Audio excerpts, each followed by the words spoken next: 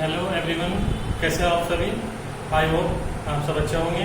Today I discuss the new portion of the remaining topic rectifier. आज का हमारा topic रहेगा रेक्टिफायर एफिशिएंसी का स्टेटमेंट और इसका मैथमेटिकल एक्सप्रेशन। तो जैसा कि हमने आपको लास्ट वीडियो में डिस्कस किया था, हमने सॉल्विंग किया था, हमने डीसी आउटपुट करंट को फाइंड किया था और कल हमने किया था आरएमएस इफेक्टिव वैल्यू को फाइंड हाफ वेव रेक्टिफायर के लिए। तो आज हम करेंगे थर्ड स्टेप है हमारा रेक्टिफायर एफिशिएंसी क्या होती है, इसे बोलते हैं डिस्टकारी दक्षता। एफिशिएंसी हम फाइंड करेंगे आज रेक्टिफायर के लिए और ये एक हाफ वेव रेक्टिफायर की बात चल रही है। क्लियर? तो आइए शुरू करते हैं आज का टॉपिक रेक्टिफायर एफिशिएंसी। तो जैसा कि हमने आपको बताया था रेक्टिफायर एफिशिएंसी की हमने आपको स्टेटमेंट दिया था कि जब भी हमारे पास रेशो होता है, परसेंटेज रेशो होता है, इसमें डीसी पावर आउटपुट में कोरस्पॉन्डिंग एसी पावर इनपुट के साथ। क्लियर? तो इनका ये रेशो कहलाता है रेक्टिफायर एफिशिएंसी। क्लियर है ना? तो एक प्रतिशत रेशो है, अनुपात है इसका डीसी पावर आउटपुट का एसी पावर इनपुट के कोरस्पॉन्डिंग। क्लियर? तो इसे हम कहेंगे रेक्टिफायर एफिशिएंसी, डिस्टकारी दक्षता। क्लियर है ना? और इसको हम रिप्रेजेंट करते हैं सिंबल ईटा। क्लियर है? तो इसके अकॉर्डिंग जो फॉर्मूला बनेगा हमारा वो बनेगा eta equal P DC output upon P AC input और इनटू क्या आएगा, परसेंटेज मीन्स 100 आ जाएगा मल्टीप्लीकेशन। क्लियर? तो ये इक्वेशन नंबर ए क्या है, ये स्टेटमेंट है, मीन्स डेफिनेशन है रेक्टिफायर एफिशिएंसी का हाफ वेव रेक्टिफायर के लिए। क्लियर है? और इस हाफ वेव रेक्टिफायर के लिए हमने लास्ट जो 2 टॉपिक किए हैं, हमने फाइंड किया है आईडीसी और आईआरएमएस। इनकी दोनों की जो वैल्यू है वो आज यूज होगी इस आर्टिकल में, तब जाके ये कंप्लीट होगा। क्लियर? हमने आपको बोला था कि ये जो हमारे टॉपिक्स है ये एक दूसरे से लिंक है, स्टेप बाय स्टेप आपको ने करना है। तो सारे ही जितने हमारे आर्टिकल हैं इम्पोर्टेंट हैं। तो कोई प्रॉब्लम अगर आपको आएगी तो इसलिए आएगी अगर आपने इन टॉपिक को नहीं किया होगा। क्लियर? तो आज डायरेक्टली इनकी जो टर्म्स हैं वो यूज होगी और तब जाके ये हमारा रिजल्ट आएगा। क्लियर? तो आइए पहली कंडीशन देखते हैं, rectifier efficiency eta equal P DC output upon P AC input और इनटू 100। क्लियर है? तो सिंपली हम फाइंड करेंगे पी डीसी आउटपुट को और पी एसी इनपुट को और पुट कर देंगे इस इक्वेशन नंबर ए में। इजी सा आर्टिकल है, बट इजी ये तभी होगा जब आपने इससे पहले टॉपिक किए होंगे। क्लियर? तो 2 टर्म निकालनी है, पी डीसी आउटपुट और पी एसी इनपुट। तो पहली कंडीशन है पी डीसी आउटपुट के लिए।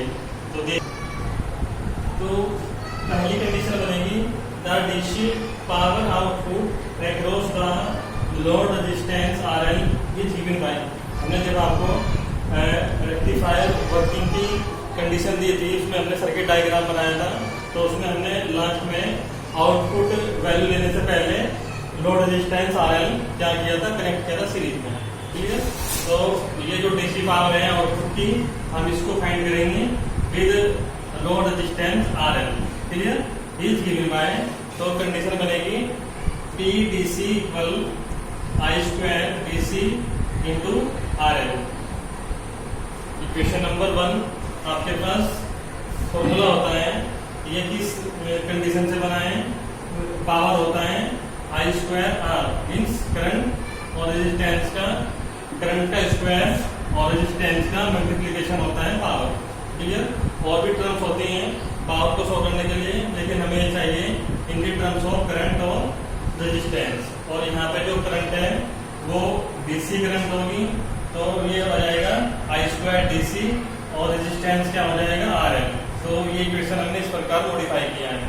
पावर बन जाएगा PDC equal I square, current DC का होगा और इनटू रेजिस्टेंस क्या होगा RL होगा।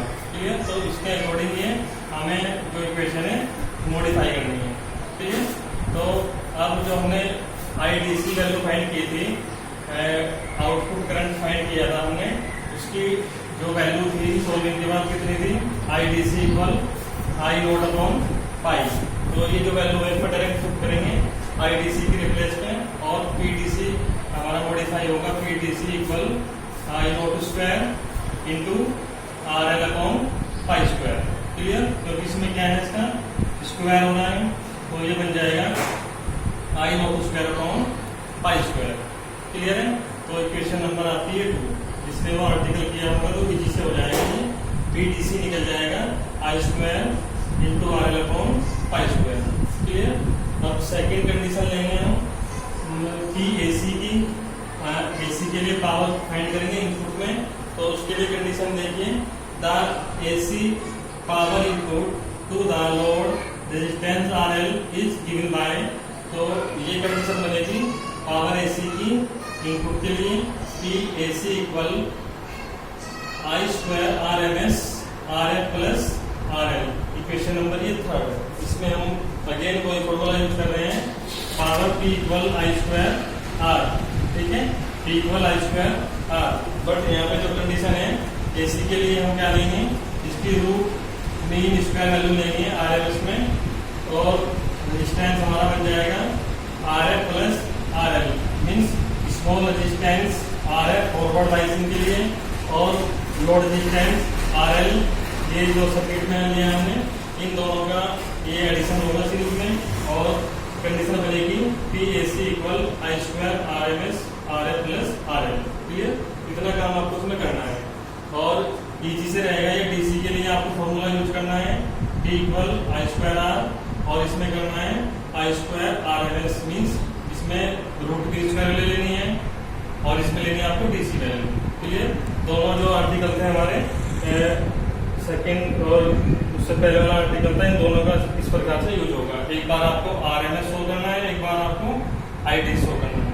क्लियर, तो आइए इसके अकॉर्डिंग देखते हैं इसको। PAC equal I square RMS हमें फाइंड करना है, और कल हमने फाइंड की थी I RMS की वैल्यू कितनी थी, I नोट अपॉन 2, तो ये बन जाएगा I square upon 4 RF plus RL। ये इक्वेशन नंबर 4। क्लियर, इतना काम आपको करना है, बस दो ही आपको स्टेप याद रखने हैं। IDC पहली कंडीशन में है DC के लिए, और IRMS AC पावर इनपुट के लिए है, आउटपुट के लिए DC और इनपुट के लिए RMS आपको लेना है। क्लियर, तो इतनी कंडीशंस। तो अभी दोनों वैल्यू हमारी PDC इक्वेशन 2 से और PAC इक्वेशन 4 से, means DC power output equation 2 से, AC पावर इनपुट इक्वेशन 4 से। अब इसको पुट करेंगे हम इक्वेशन नंबर A में, जो हमारा डेफिनेशन का फॉर्मूला है। तो ये आ जाएगा रेक्टिफायर एफिशिएंसी ईटा इक्वल, इसकी वैल्यू कितनी है PDC की, I note square RL into sorry I note square into RL upon pi square. तो ये बन जाएगा I square into RL upon pi square, और पावर AC इनपुट की वैल्यू कितनी है, ये आ जाएगा I square into RF plus RL upon में 4। क्लियर, और इंटू 100 की है परसेंटेज इसके साथ में। क्लियर, अब इसको सोल्व कर लेंगे हम। क्वेश्चन नंबर 5 आपने मॉडिफाई। क्लियर है, I नोट स्क्वायर से I note square cancel out हो जाएगा, और जो 4 है वो कैरी करेगा ऊपर। क्लियर है, और ये कंडीशन बनेगी हमारी ईटा इक्वल 4 RL। क्लियर, और पाई स्क्वायर ये into RF plus RL into 100।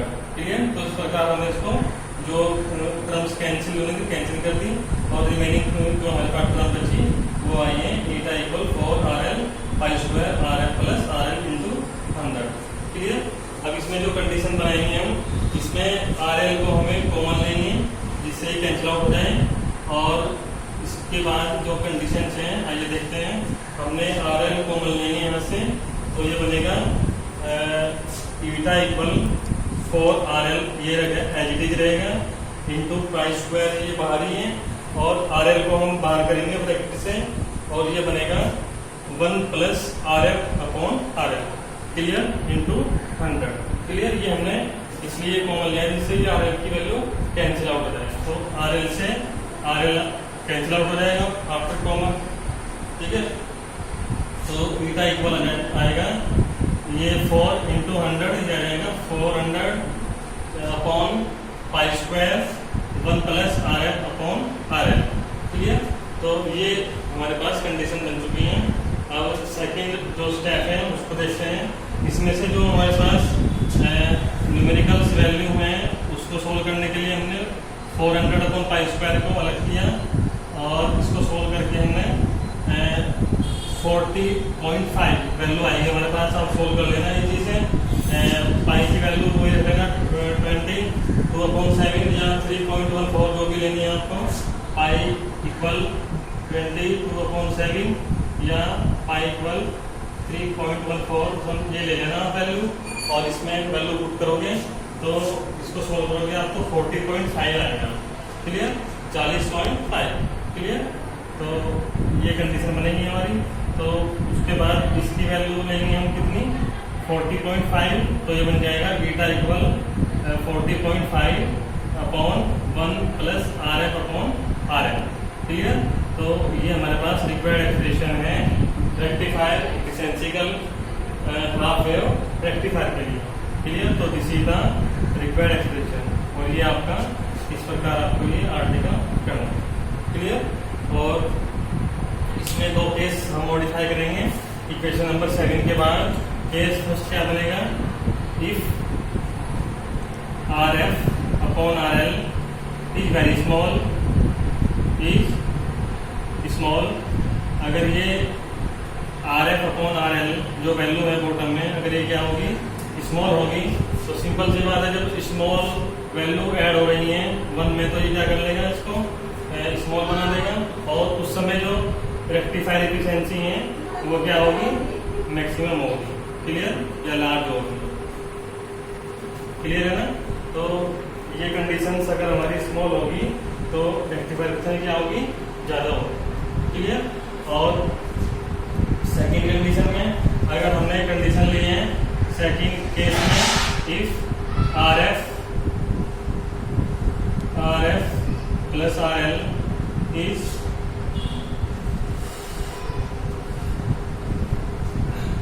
Second case में RF प्लस RL, सॉरी ये कंडीशंस अलग लेंगे हम। पहली कंडीशन हमारी लार्ज होगी, RF upon RL is the maximum, अगर ये मैक्सिमम होगा, ये by mistake RF upon RL अगर मैक्सिमम होगा या लार्ज होगा, तो ये वैल्यू +1 के साथ ऐड होकर क्या हो जाएगी, लार्ज बन जाएगी, और जैसे ही लार्ज बनेगी तो उस समय रेक्टिफायर एफिशिएंसी क्या आएगी, हमारी मिनिमम आएगी, क्या आएगी, मिनिमम, क्लियर। तो ये बाई मिस्टेक आप चेक कर लेना, क्लियर। तो आप RF अपॉन RL मैक्सिमम होगा तो बीटा क्या होगा, रेक्टिफायर एफिशिएंसी ये हमारी क्या होगी, मिनिमम होगी, क्लियर। और सेकंड केस में लेंगे हम, अगर RF अपॉन RL क्या होगा, ये स्मॉल होगा, स्मॉल मीन्स अगर हमने इसका 0 लिया है तो 1 प्लस 0 क्या हो जाएगा, 1, तो ये उस समय आएगा ईटा इक्वल 40.5, तो उसकी वैल्यू ये आएगी, क्लियर। तो ये कंडीशन रहेगी कि किसी भी रेक्टिफायर एफिशिएंसी अगर हमें लेनी है हाफ वेव के लिए, तो उसकी वैल्यू कितनी होती है, 40.5 होती है, क्योंकि क्या है, बहुत ही स्मॉल है, क्लियर। क्यों, एफिशिएंसी का मतलब होता है परसेंटेज, कितनी दक्षता है, तो 100% होना चाहिए किसी भी आइडियल रेक्टिफायर के लिए, बट ऐसा पॉसिबल नहीं है, और उसके अप्रोक्स हो जाए, बट ये क्या है, ये हाफ से भी कम है, तो ये क्या है, स्मॉल वैल्यू है। अब लास्ट कंडीशन हमारे पास बची, जो रेक्टिफायर एफिशिएंसी है हाफ के लिए कितनी है, 40.5, क्लियर। तो कई बार आपसे यही पूछ लेता है ऑब्जेक्टिव, अगर कॉम्पिटिटिव एग्जाम है तो वैल्यू कितनी होती है हाफ वेव रेक्टिफायर के अब ये कंप्लीट हमारा आर्टिकल इस प्रकार में करना है। तो आइए देखते हैं इसका स्पीडली से रिवाइज करते हैं। रेक्टिफायर एफिशिएंसी का जो ये डेफिनेशन है, ये परसेंटेज रेशो है डीसी पावर आउटपुट का एसी पावर इनपुट के कोरस्पॉन्डिंग। क्लियर? इसका फॉर्मूला रहेगा, इसको ईटा से करते हैं represent, eta equal P DC output upon P AC input into 100। Clear? तो उसके बाद हम पी डीसी और पी एसी फाइंड करेंगे आउटपुट और इनपुट में। तो P DC power output across R L हम फाइंड करेंगे। तो उसके लिए फॉर्मूला है P equal I square R हो जाएगा आर एल और आई हो जाएगा आई डी सी। क्लियर? तो पी डी सी आ जाएगा I square D C into R L. Clear? अब हमने आई डी सी की वैल्यू पता है हमें, DC power DC output current के लिए तो ये हो जाएगा आई नोट अपॉन पाई। तो पी डी सी इक्वल आ जाएगा I square into R L upon pi square. ये क्वेश्चन नंबर 2। अब बात करेंगे हम पी ए सी इनपुट के लिए। तो ए सी पावर इनपुट आ जाएगा आर एल के कोरस्पॉन्डिंग, इसमें आर एल एस यूज करेंगे और रेजिस्टेंस हो जाएगा R L plus R L. तो पी ए सी आ जाएगा I square R L S R L plus R L. Clear? I S की वैल्यू होती है हमारे पास आई नोट अपॉन 2। इसको सोल्व करेंगे, I nought square upon 4 R L upon R L plus R L. अब ये दोनों वैल्यू है पी डी सी आउटपुट और पी ए सी इनपुट, इनको पुट करेंगे क्वेश्चन नंबर ए में और अपना जो रिजल्ट है वो लेके आएंगे और ईटा इक्वल बन जाएगा हमारे पास इक्वेशन 5 और इसको सोल्व करेंगे मॉडिफाई करके 4 R L upon pi square R L plus R L into 100। Clear? अब यहाँ से आर एल कॉमन लेंगे हम, इससे कैंसिल आउट हो जाए। कॉमन लेने के बाद ये कैंसिल आउट हो जाएगा और इसके बाद इक्वेशन नंबर 6 में जो हमारे पास फंक्शन है तो 4 से हो जाएगी मल्टीप्लीकेशन, ये हो जाएगा 400 अपॉन पाई स्क्वायर। ये न्यूमेरिकल वैल्यू को सोल्व कर लेंगे आप, ये आएगा 40.5 या तो आप 22.7 रखना पाई वैल्यू या 3.14 रखना। क्लियर? तो इसको सोल्व करने के बाद आएगा 40.5 और नेक्स्ट में आपका रिजल्ट आ जाएगा eta equal 40.5 upon 1 plus R F upon R F. Clear? ये आपका रिक्वायर्ड एक्सप्रेशन है रेक्टिफायर एफिशिएंसी के लिए हाफ वेव रेक्टिफायर। क्लियर? अब इसके केस में कंफ्यूज मत होना। अगर हमारे पास R F upon R L की वैल्यू क्या है, स्मॉल है, हमने पहली कंडीशन ये बताई थी। अगर हमने इसको स्मॉल लिया है तो ये क्या हो जाएगा आपका मैक्सिमम हो जाएगा, ईटा क्या हो जाएगा मैक्सिमम हो जाएगा। अगर सेकंड केस है, अगर are F upon R L की वैल्यू 0 के इक्वल है तो ये 0 हो जाएगा, 0 प्लस 1 क्या हो जाएगा 1, तो ईटा आ जाएगा 40.5 के इक्वल। क्लियर? तो ये कंडीशन हमारी केसेस में आप कंफ्यूज मत होना। अगर प्रॉब्लम है तो डिस्कस कर लेना। इसकी वैल्यू एक बार आपको 0 लेनी है, एक बार स्मॉल लेनी है। क्लियर? तो ये कंडीशन रहेगी। अगर रेशो हमारा are F upon R L का क्या रहेगा स्मॉल रहेगा तो ईटा क्या आएगा मैक्सिमम आएगा, मतलब लार्ज आएगा। और अगर ये are F upon R L 0 रहेगा तो are F upon R L 0 plus 1 ये हो जाएगा 1, तो ईटा आ जाएगा 40.5। क्लियर? तो उस प्रकार केस में कंफ्यूज मत होना। प्रॉब्लम है तो आप डिस्कस कर लेना हमेशा। क्लियर? भाई कमेंट्स के थ्रू और इस प्रकार के टॉपिक आपका कंप्लीट होता है। Thanks for